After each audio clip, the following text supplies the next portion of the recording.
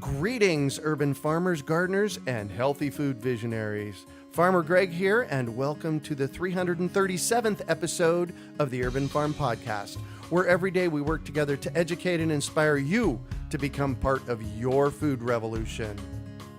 The Urban Farm Podcast is sponsored by healthiq.com. As I get older, I am finding that leaving a legacy is becoming more important. And a big part of that is making sure my loved ones are financially sound when I depart. One way to do that is through life insurance. Health IQ is a life insurance agency that helps runners, cyclists, yogis, vegetarians, urban farmers, and other health-conscious people get lower rates on their life insurance. Visit healthiq.com/urban farm to support our show and see if you qualify. Today on our podcast, we have someone who takes school lunches very seriously. We're talking with Chef Molly Beverly about school lunch as an academic subject. Chef Molly Beverly is Prescott, Arizona's creative food activist and teacher.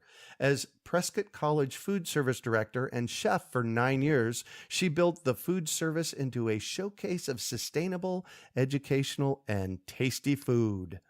Molly has taught cooking since 1976 to adults and children at Prescott and Yavapai Colleges, most recently Edible and Delicious Science for Kids. She is a regular writer for Edible Phoenix and operates a small organic farm and catering business. As chair of Slow Food Prescott, she champions school gardens and sustainable food education. Welcome to the show today, Molly. Are you ready to rock school lunches? Let's go.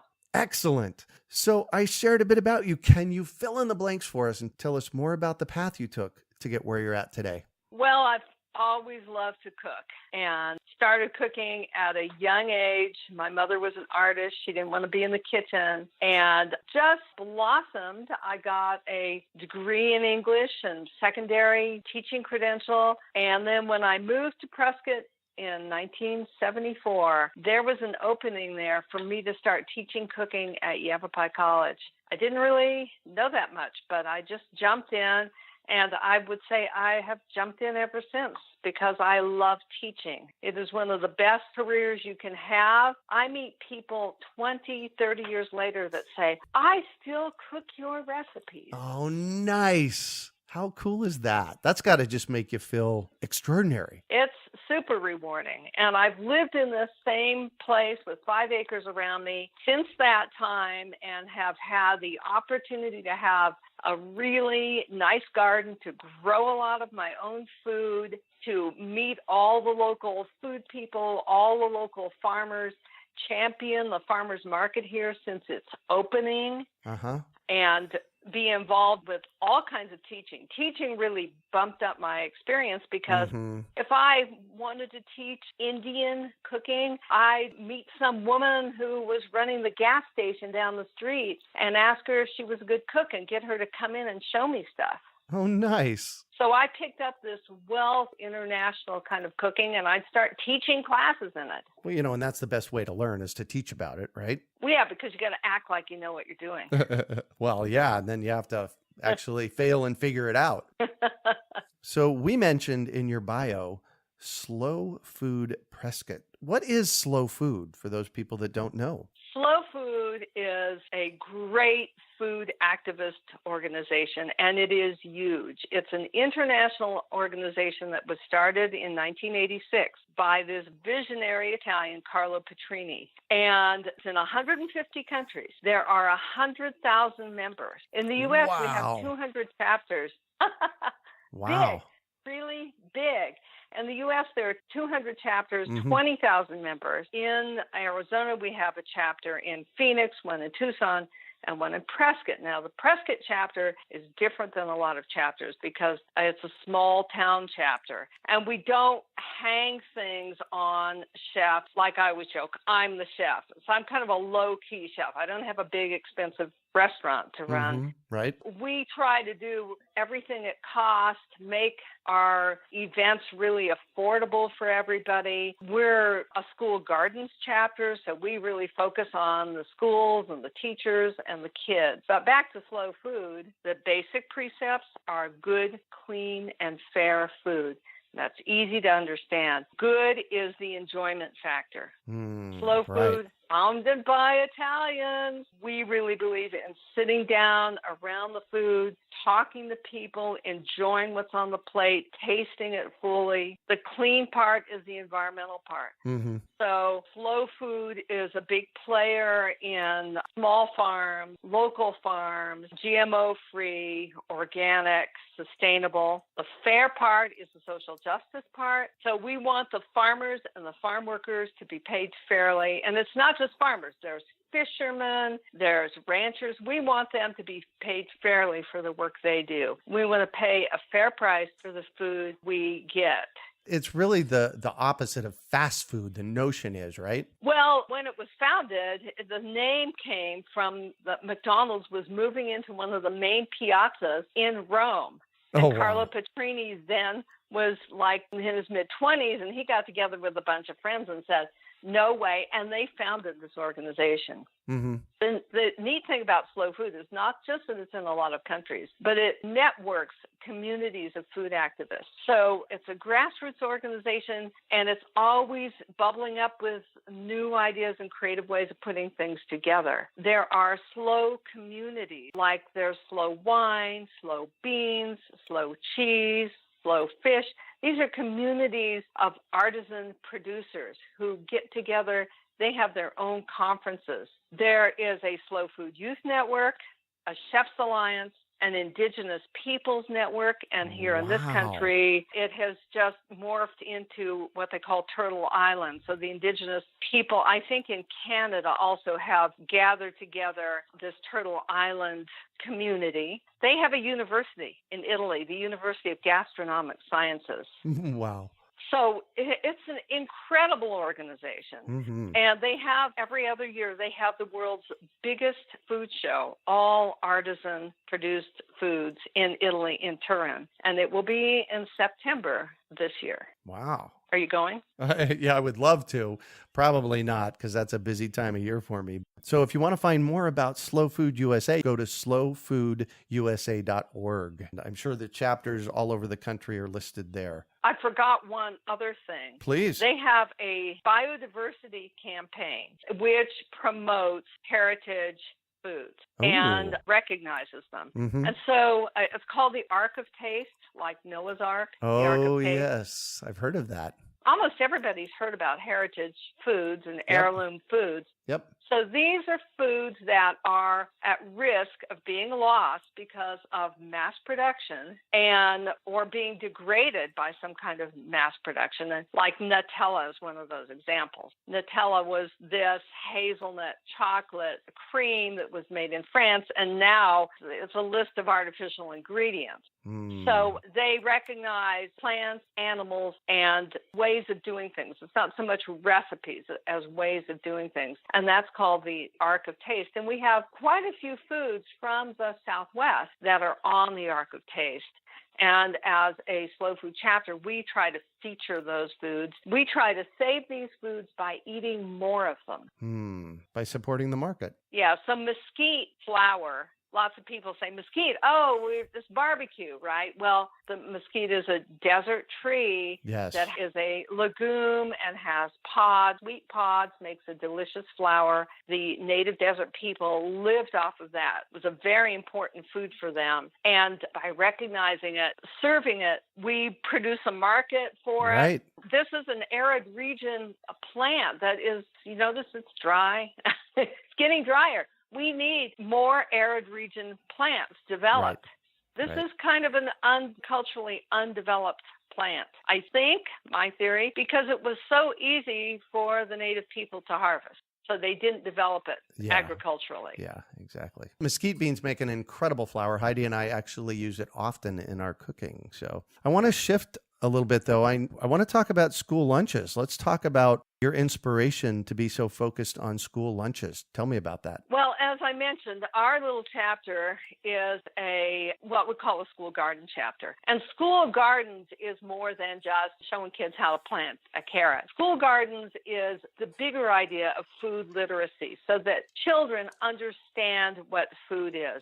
This is a way to counter the mass production, hyper-processed, chemicalized foods that are, 90% of the grocery store. Right. So we work with supporting school gardens. Mm-hmm. So a relatively new facet of this is if you have a school garden and you're teaching kids about plants and how to taste and all that, and then they go into the cafeteria and they're eating more hyper-processed, commercialized, where does it come from food. Yes. And they're just marching them in and out. There's a school here in town where the lunch period is 15 minutes.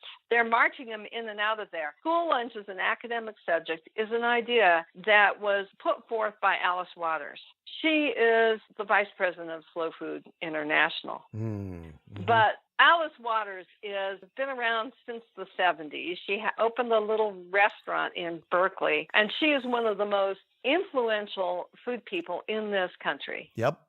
She started the local food movement. She had this little restaurant there in Berkeley, and all these graduate students who were like studying anthropology and history and mathematics and science, they came and worked in her restaurant, probably a couple hundred. Mm-hmm. And they went out and started their own restaurants, their own food deal. If you remember back in the 60s and 70s, local food was non-existent. Right. Except maybe in a few specialty food cities. But for the most part, let's talk about California. No. Even San Francisco. No. There were no farmers markets. Nobody thought about local food. Mm-hmm. Alice Waters actually went to the farmer and said, I want you to grow this for me. And one of the things he got them to grow was all those little salad mixes that you buy in the grocery store. Oh, yes. The spring greens mix. Before Alice? No. Mm-hmm. It was head lettuce, romaine lettuce, bib lettuce. You know, they had a couple of different kinds of lettuces. Iceberg lettuce. Yeah. But not those little greens. Yeah. She did that. So she also was instrumental in starting this whole school garden movement, which is really arriving at some kind of tipping point, as Slow Food has a goal of having a school garden in every school. And the information is getting out there. The research is being done. Her daughter went to school there at Martin Luther King Middle School in Berkeley. And she got the principal to plow up the playground and put in a garden. Nice. So this is her latest deal. This is a little soft-spoken woman. Mm-hmm. This is her latest deal, and I'm quoting her. What if we could feed all children a free school lunch, prepared from scratch, produced from local sustainable ingredients that farmers are paid fairly for, and for a full school lunch hour treated as an academic subject? She wants us to change how we think about school lunch. Yeah, big time. Yeah, school lunch integrated into the academic curriculum every day. So if you want to see her explain this, there's a good video of the Edible Schoolyard Project, which is edibleschoolyard.org. Perfect. So what changes are you advocating from this for lunch periods in schools? What's your push in Prescott? I am following her, and she is giving out a sample meal and inviting people to come. So we just had one 2 weeks ago. You did? Really? Tell us about that. So we had 4 schools in attendance, and we had over 80 people. About 1/3 of them were children. It was a sample of the vision of what school lunch could be.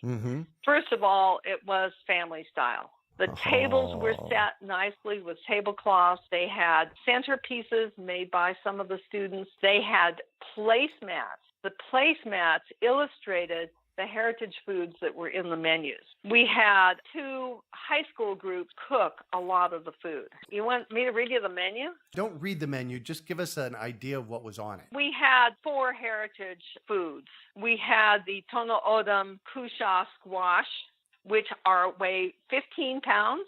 Wow. And I got 5 of them donated by Farmer Frank Martin. We love Farmer Frank down here. He's a rock star. Yeah. And we took those into the classroom. So there were 4 classrooms that had those squash sitting there. Because they're so big, they're kind of like a persona unto themselves. Yes, and they exactly. even gave them names, did drawings of them.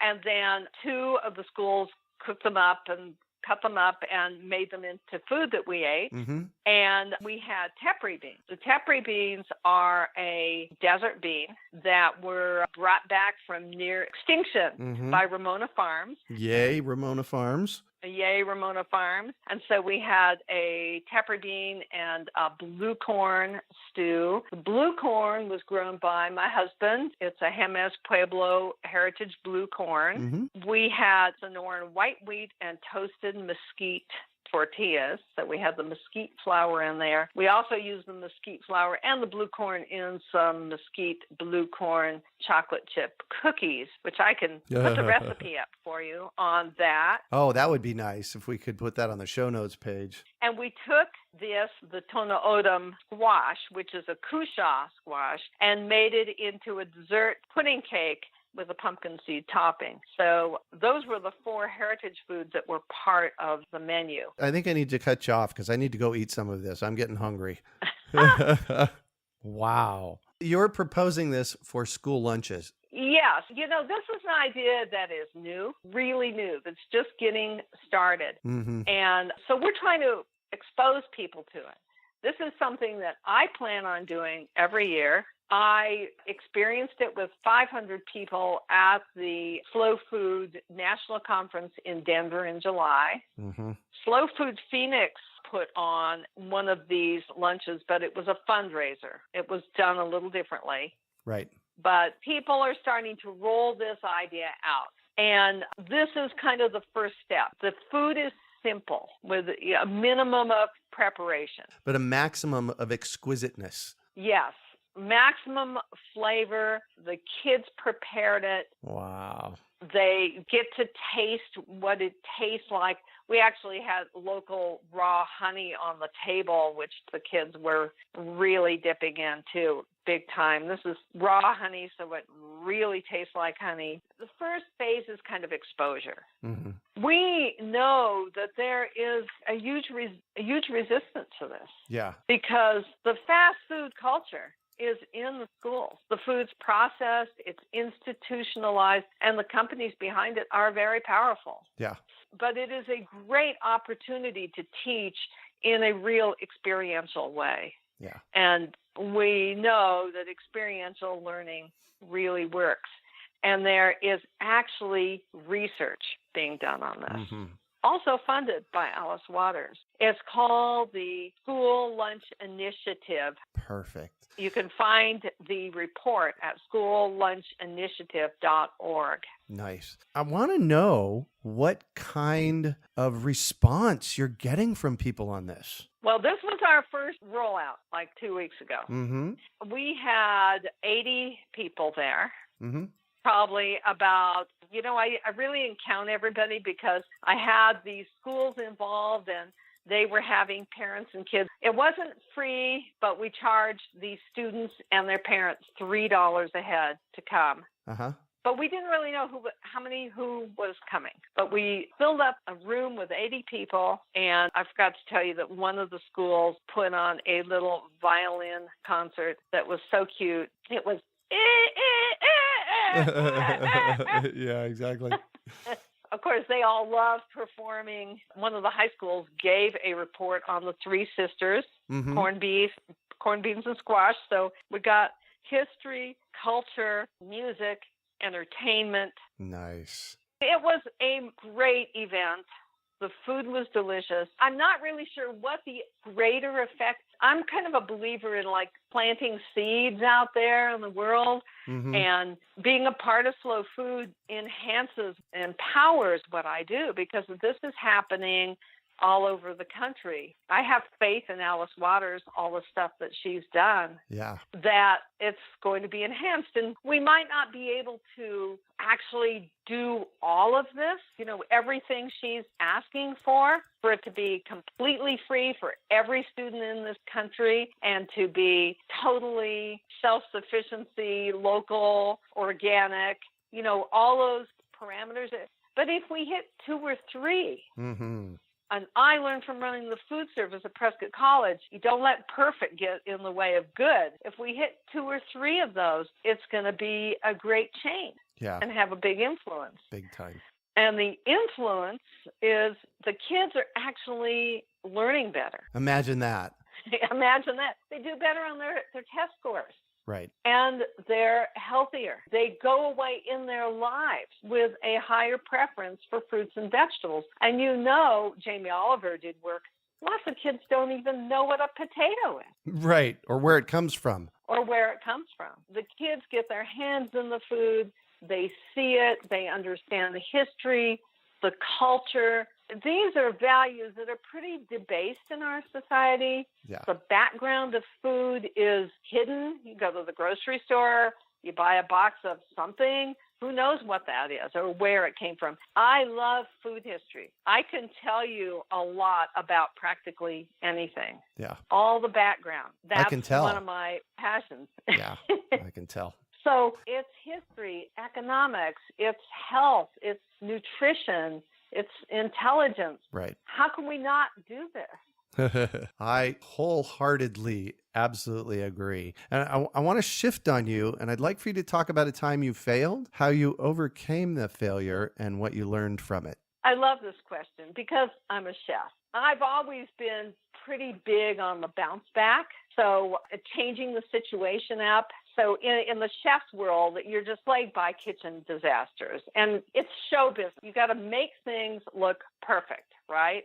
Right. So the food burns or somebody drops a pan or the employees get sick or the equipment fails or you go out for a catering job and you forget something and you're out in the middle of nowhere. Right. The chefs love this. This is a characteristic of a chef. And anyone out there who wants to be a chef, you better know that if you don't love this, going for the wrong thing. Yeah, it's chaos sometimes. The high intensity, that what we call the kitchen dance. Yeah. Think on your feet moments. So, but occasionally there's no way out. Mm-hmm.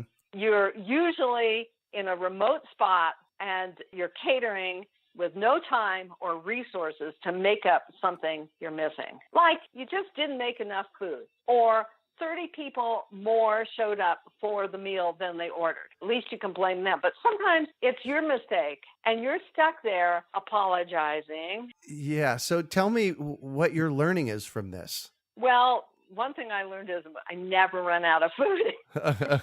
I never run out of food. I always make more. I always do my calculations 3 times over mm-hmm. and add about 20%.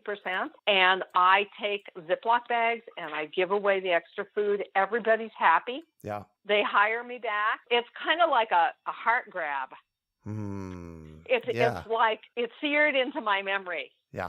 The times I ran out of food, which were very few, but very embarrassing. Yeah. So that's the failure. So what do you consider your biggest success? My biggest success was the Prescott College job that I had for 9 years. I was a cooking teacher, and I did a little catering on the side. Mm-hmm. I had practically no professional background, and I was 57 years old. I dropped into that food service director position. Gary Nabhan told me to take it. Oh, nice. He said, tell them what they want to hear. I had been doing a little catering for the college, but I was dropped into this position had to design the kitchen. They were finishing the building. Completely responsible for hiring and schedules and ordering and budget and multiple events with a full restaurant going on all the time. Prescott College doesn't have a cafeteria. It has a cafe. And on top of that, got all that going, interfaced with practically every student in the school and created an educational food service that showcased food as a story and history and background with environmental consequences and nutritional consequences. And it wasn't perfect because the economics of it were really difficult, but I was always able to showcase something educational. And that's when I started the Slow Food chapter, because I couldn't afford in my budget to buy everything that I wanted to buy. I thought at least we can start championing the right values. Yeah. That was my biggest success. I retired. It was a big job. Yeah. Really big job. A little bit trial by fire. I worked on it 24 hours a day. I was working on that job while I was asleep. Right. Well, our brain does that. Absolutely. So what drives you? That's kind of a hard because I love creativity. Mm-hmm. I love coming up with an idea, whether it's a food idea or it's a teaching idea. I love coming up with an idea and making it work. Like that, what I call the Alice Waters School Lunch. That came into my head. Let's do that. Yeah. And putting all the pieces in place, coming up with a menu, pulling the people together, and having it be a success. There's nothing better than that.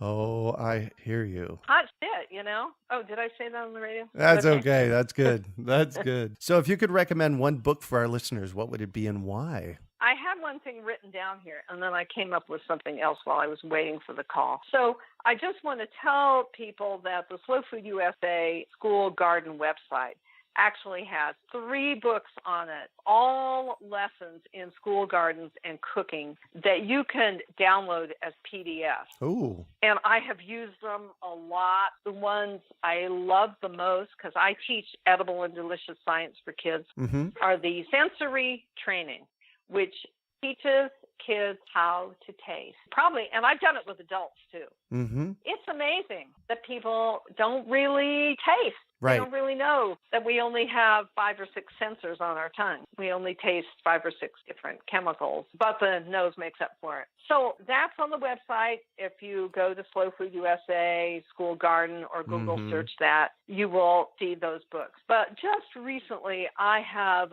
come upon a wonderful series of books by Michael J. Caduto, Caduto,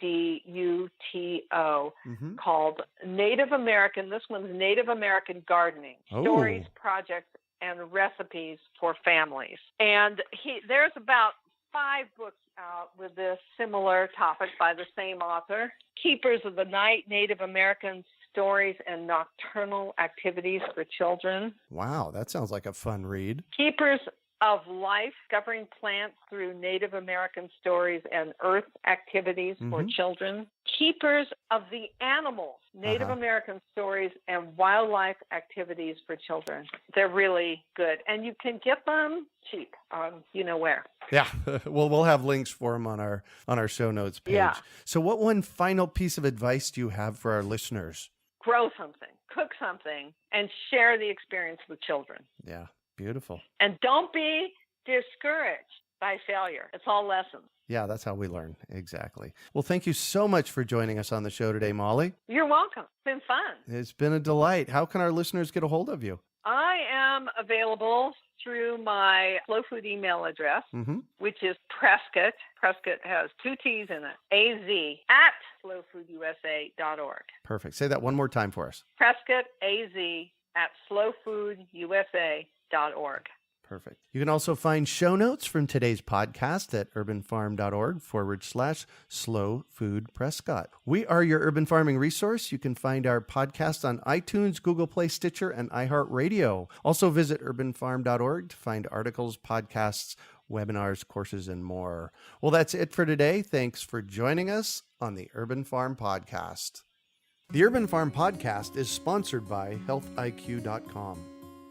A decade and a half ago, I took on a very interesting personal goal: to run the Arizona Rock and Roll Half Marathon from the first running in 2004 until I was the only one that had run them all. They call us legacy runners. Since then, my times have slowed down a bit, but my commitment is stronger than ever. In fact, I just ran my 15th year in a row, and interestingly, there are less than 100 of us legacy runners left. Wouldn't it be cool if a life insurance agency rewarded me for that health-minded achievement? Well, I found one that will. Health IQ uses an exclusive qualifying process that helps health-conscious people like runners, cyclists, yogis, and vegetarians get lower rates on their life insurance. And if you have records like race results or those cool reports we get from the apps logging our efforts, Health IQ takes this into consideration to get you even more savings. Visit healthiq.com/urban farm to support our show and see if you qualify.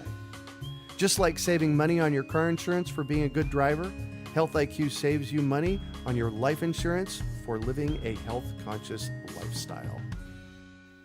We hope you enjoyed today's episode of the Urban Farm Podcast. Remember to listen for tips, advice, and resources to help you on your journey with urban farming. You can find us on the web at urbanfarm.org or send us an email to podcast@urbanfarm.org. In the words of Vincent van Gogh, great things are done by a series of small things brought together. Be encouraged that with each lesson learned and skill developed, you are one step closer in the direction of your dreams.